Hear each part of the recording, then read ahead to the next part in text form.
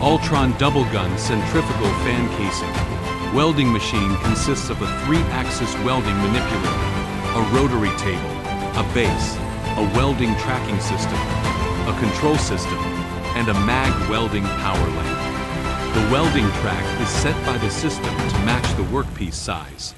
The welding gun automatically guides the workpiece to perform contact elastic profiling tracking, and the welding height is automatically adjusted by the welding voltage. Centrifugal fan housing. Welding solution adopts gas-shielded welding technology and mechanical profiling welding. Mechanical profiling requires that both sides of the centrifugal fan housing are flat and without reinforcement ribs.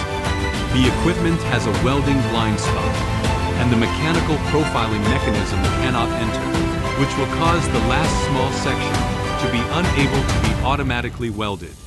Centrifugal fan housing welding range.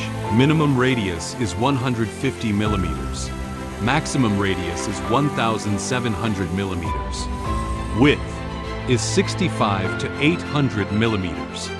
Thickness is 1.5 to 5 millimeters.